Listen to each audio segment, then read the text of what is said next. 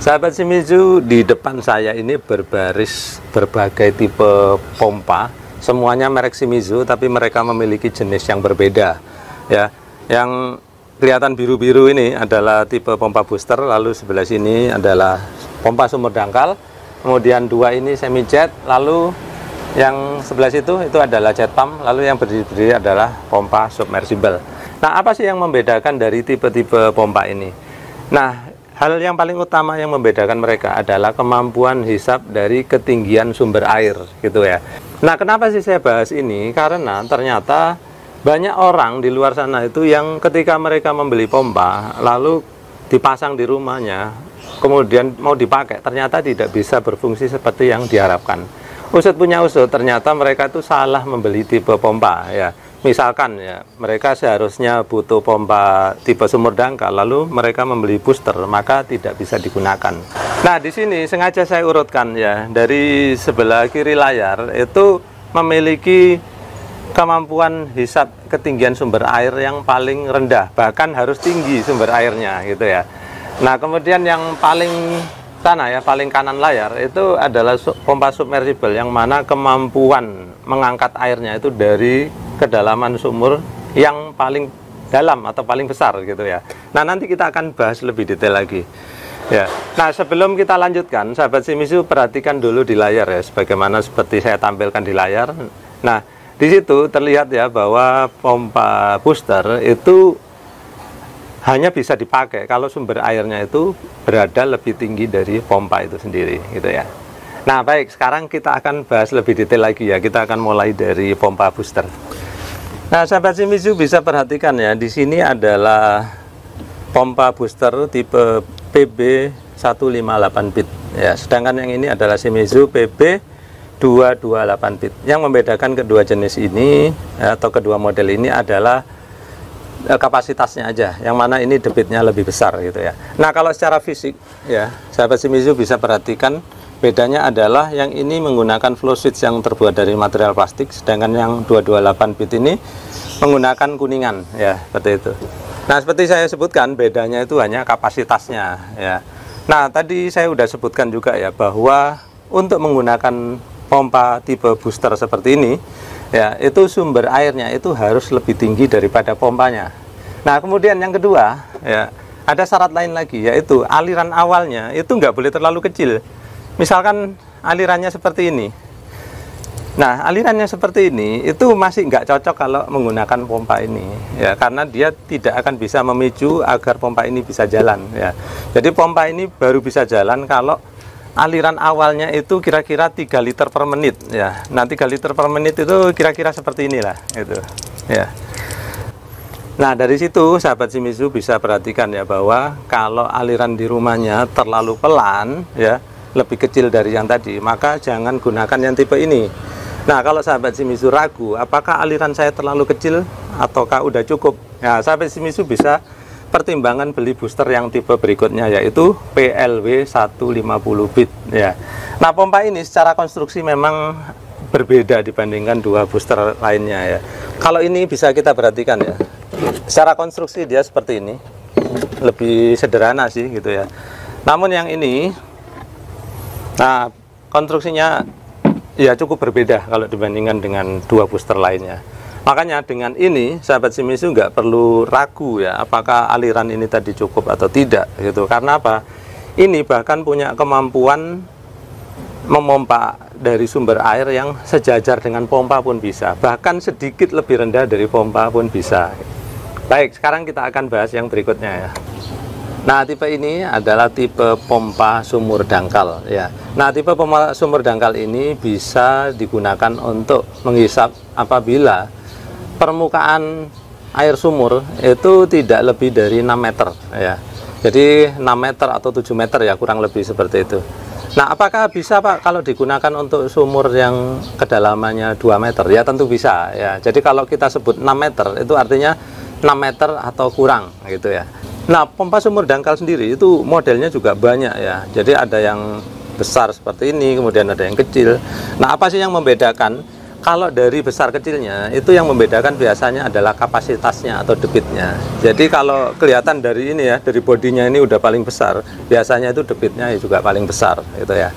Nah, kenapa kok ada yang besar ada yang kecil ya? Karena tergantung kebutuhan ya. Kadang ada orang yang misalkan ya, rumahnya itu hanya dihuni satu orang ya, ngapain punya pompa yang terlalu besar. Nah, seperti itu.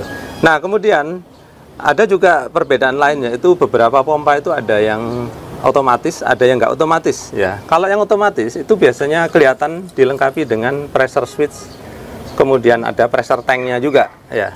Nah, seperti ini ya. Nah, kemudian yang nggak otomatis biasanya itu ya gini aja ya, nggak ada pressure switch, nggak ada pressure tank gitu ya. Lalu kenapa kok ada yang otomatis ada yang enggak, Pak? Gitu.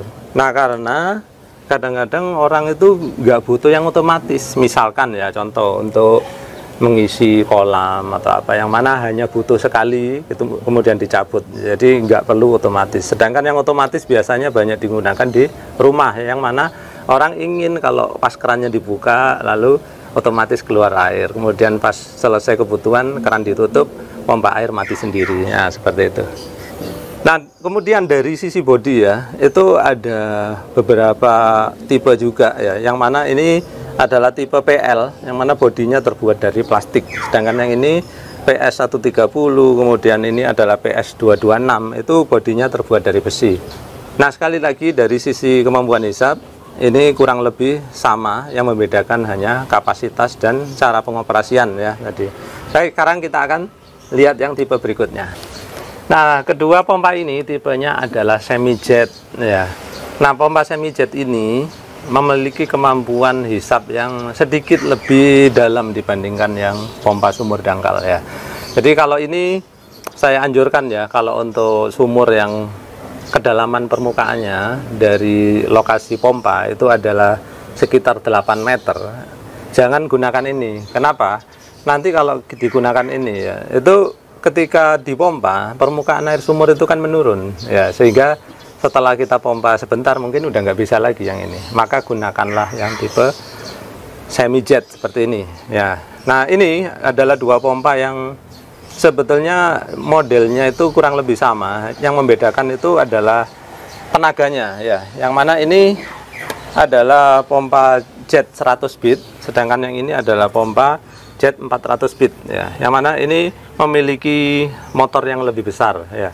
Nah, yang membedakannya kembali ya, bukan kemampuan hisapnya tapi debitnya. Jadi kalau sahabat Shimizu membutuhkan debit yang lebih besar, maka gunakan tipe yang lebih besar, yaitu jet 400 bit ini gitu ya.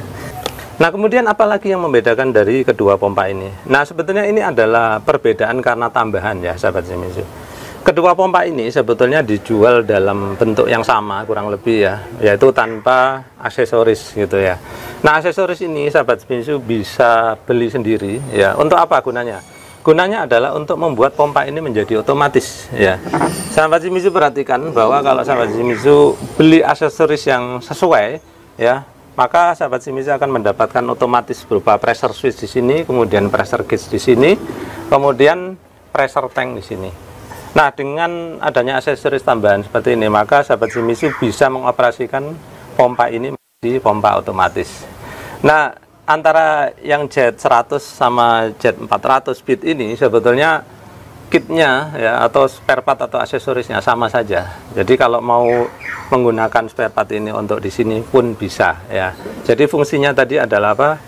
Mengubah menjadi yang tidak otomatis menjadi otomatis ya, yaitu dengan aksesoris. Tapi sekali lagi kemampuan hisapnya sama, hanya debitnya yang membedakan ya. Nah, tipe selanjutnya adalah tipe jet pump atau pompa jet. Nah, jet pump ini sebetulnya secara sekilas bentuknya sangat mirip dengan semi jet ya, seperti ini ya. Namun yang membedakan apa? Dia memiliki dua lubang seperti ini. Nah, untuk apa sih dua lubang ini? Dua lubang ini adalah untuk menjalankan mata jet di sini ya, untuk mengoperasikan mata jet di sini. Nah, mata jet inilah yang harus dimasukkan ke dalam sumur ya, sehingga kombinasi antara pompa jet ini dengan mata jet, maka dia bisa menghasilkan hisapan dari sumur yang cukup dalam ya. Jadi kalau udah lebih dari berapa tadi saya bilang 8 meter gitu ya, misalkan udah 9 meter hingga 20 meter, sahabat Shimizu bisa gunakan pompa jenis ini, gitu ya. Nah, banyak yang menanyakan, Pak, bagaimana kalau mata jetnya nggak saya masukkan ke dalam sumur? Maka itu menghilangkan fungsi dari jet pump itu sendiri ya, sahabat Shimizu. Jadi mata jet ini itu harus dimasukkan sampai nyelup ke air sumur, gitu ya. Nah, kemudian banyak yang menanyakan ke saya, Pak, bagaimana kalau mata jet ini tidak saya masukkan ke dalam sumur, tapi saya letakkan di atas sumur? Nah, kalau itu akhirnya tidak bisa berfungsi lagi mata jetnya ya, sahabat Shimizu. Jadi mata jet ini harus masuk ke dalam sumur, bahkan harus tercelup oleh air sumurnya itu sendiri, gitu ya. Nah, kemudian pompa jenis terakhir adalah pompa submersible ini ya. Ya, yang mana pompa ini cukup unik karena pompa kalau jenis lain itu kan biasanya berada di permukaan tanah, tapi pompa submersible ini untuk dimasukkan ke dalam sumur ya. Nah, kalau sumur di rumah sahabat Shimizu itu udah 20 meter atau lebih dalam lagi, maka saya anjurkan menggunakan yang model submersible ini ya, karena mereka cukup powerful untuk digunakan di sumur dalam, gitu ya. Nah, kemudian banyak yang bertanya ke saya, Pak, kalau sumur saya sumur gali yang lubangnya besar, ya pasti bisa ya. Kalau lubang kecil aja bisa, pasti lubang besar juga bisa, gitu ya.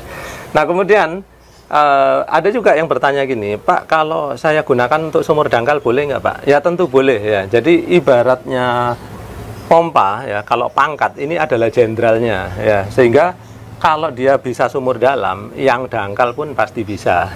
Nah, pompa submersible ini juga datang dalam beberapa diameter ya. Jadi kalau sahabat Shimizu butuh yang diameternya kecil, ya belilah yang 2 inci seperti ini. Sedangkan kalau sumur bornya itu diameternya 3 inci, ya belilah yang model 3 inci. Nah, model-model yang saya tampilkan ini belum semuanya ya. Jadi sahabat Shimizu kalau pengen tahu koleksi pompa Shimizu yang lebih lengkap, silakan nanti klik linknya. Linknya nanti akan saya sertakan di kolom description ya. Kalau sahabat Shimizu klik link di situ, maka nanti akan dibawa ke katalog online ya. Dari situ sahabat Shimizu bisa memilih mana pompa yang paling sesuai untuk sahabat Shimizu sekalian. Nah, demikian tadi ya sahabat Shimizu, setelah kita bahas di video ini, kedepannya mudah-mudahan sahabat Shimizu tidak sampai salah memilih pompa. Sekian dulu dari saya, terima kasih sudah menyaksikan.